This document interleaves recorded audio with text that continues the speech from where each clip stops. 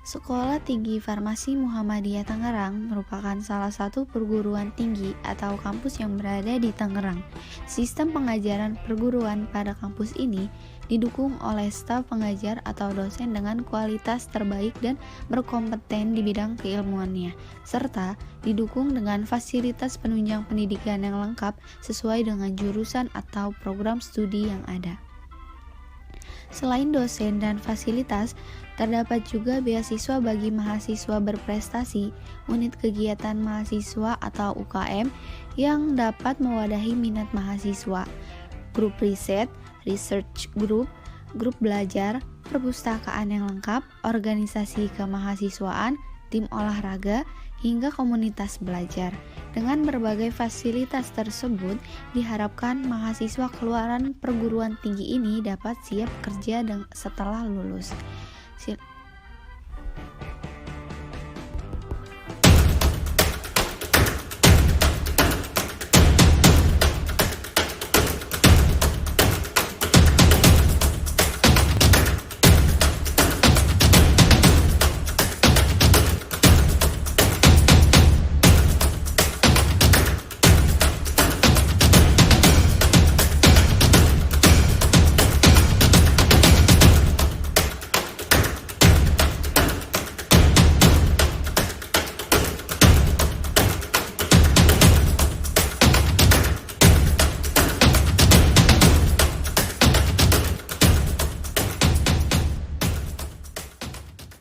Assalamualaikum warahmatullahi wabarakatuh.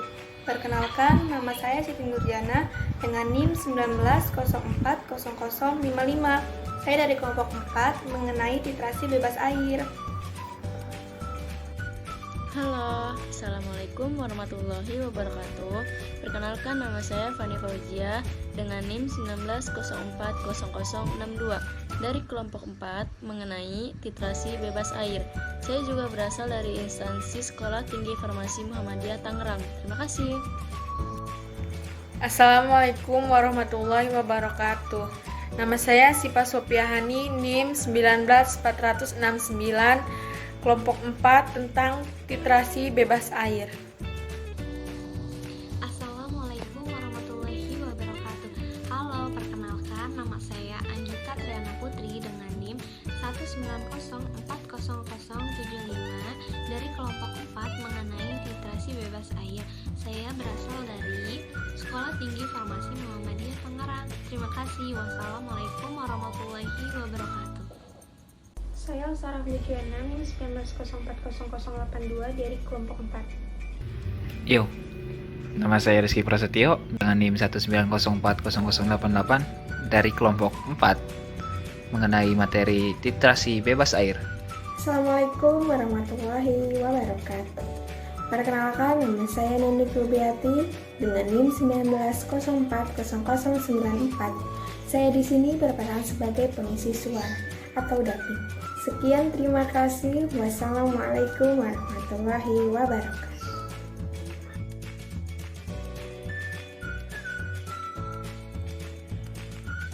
Di slide pertama ada prinsip titrasi bebas air. Titrasi bebas air adalah titrasi yang menggunakan pelarut organik sebagai pengganti air untuk mempertajam titik akhir titrasi asam atau basa lemah. Jadi prinsip titrasi bebas air yaitu titrasi yang menggunakan pelarut, bukan dengan air melainkan dengan pelarut organik. Selanjutnya ada teori titrasi bebas air. Titrasi bebas air adalah titrasi yang tidak menggunakan air sebagai pelarut, tetapi menggunakan pelarut organik. Seperti yang diketahui, asam dan basa bersifat lemah, seperti halnya asam-asam organik atau alkaloida-alkaloida.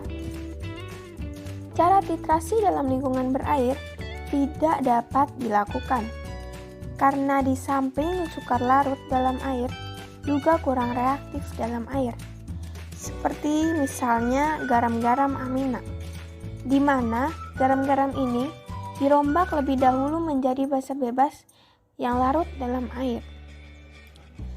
Jadi titrasi bebas air tidak dapat dilakukan jika di lingkungan berair. Karena di samping suka larut dalam air, juga kurang reaktif dalam air.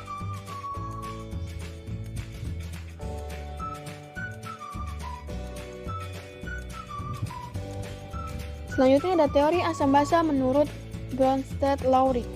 Menurut teori asam basa Bronsted-Lowry, suatu asam adalah spesies yang memberikan proton, sedangkan basa adalah yang bertindak sebagai penerima dalam suatu reaksi transfer proton. Pada reaksi asam basa Bronsted-Lowry, terdapat dua pasangan pertama, yang merupakan pasangan antara asam dengan konjugasi, yang merupakan pasangan proton ditandai dengan asam 1 dan basa 1, dan yang menerima proton ditandai dengan asam 2 dan basa 2.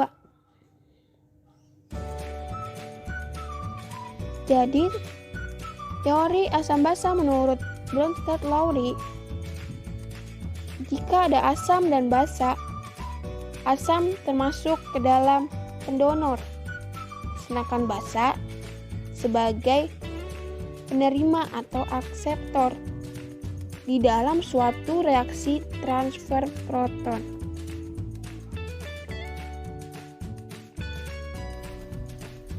Kurva titrasi dapat menunjukkan suatu perubahan pH larutan selama proses titrasi asam dengan basa berlangsung atau sebaliknya.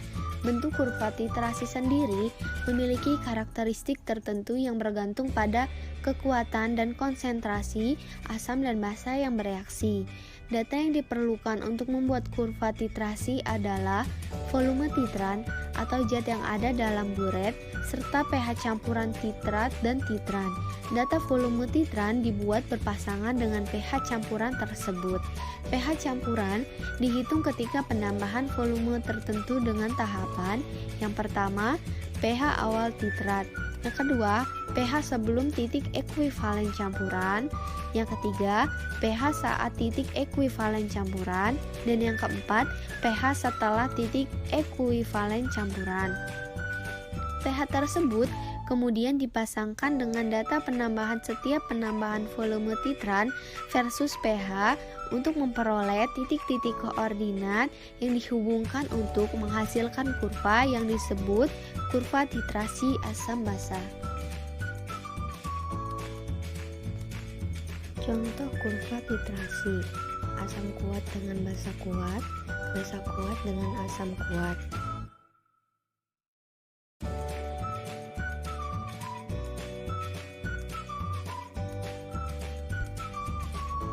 Asam kuat dengan basa lemah dengan asam kuat,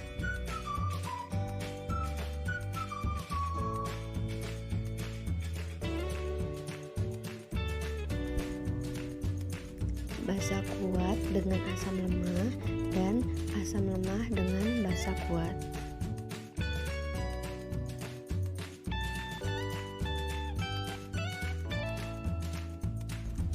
Indikator TBA. Pada titrasi bebas air, indikator bereaksi dengan H+ atau melepaskan H+ dengan disertai perubahan warna.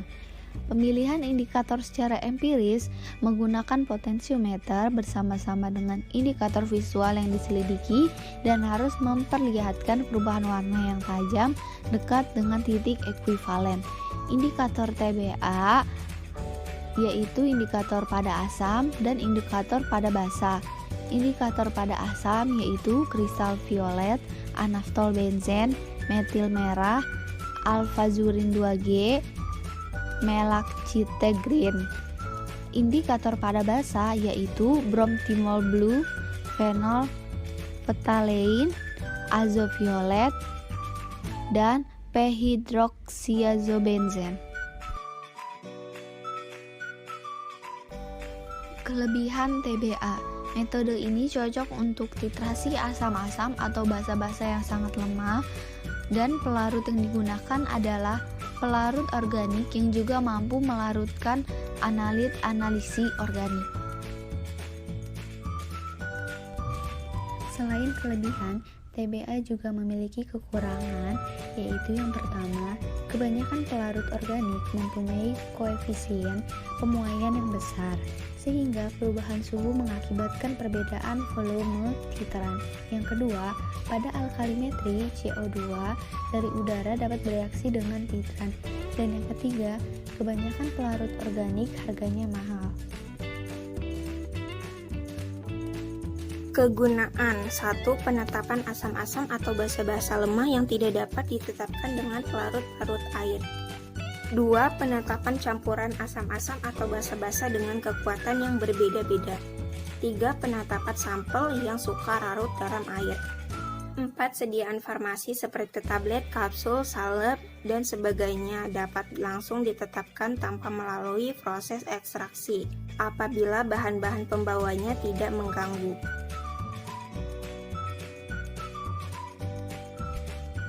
Dari video yang sudah ditampilkan dalam materi titrasi bebas air, dapat disimpulkan bahwa titrasi bebas air adalah titrasi yang menggunakan pelarut organik sebagai pengganti air untuk mempertajam titik akhir titrasi. Prinsip kerja dalam metode titrasi bebas air adalah menggunakan pelarut organik dengan menggunakan reaksi netralisasi, yaitu dapat dilakukan antara larutan basa-basa lemah dan asam-asam lemah.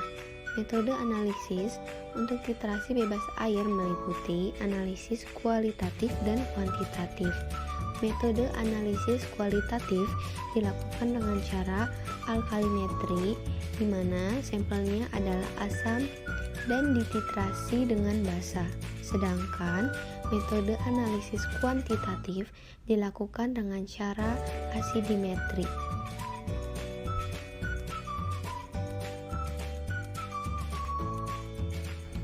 Sekian yang dapat kami sampaikan dalam materi titrasi bebas air.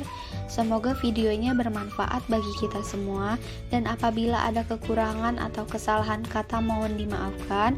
Wabillahi taufiq wal hidayah. Wassalamualaikum warahmatullahi wabarakatuh.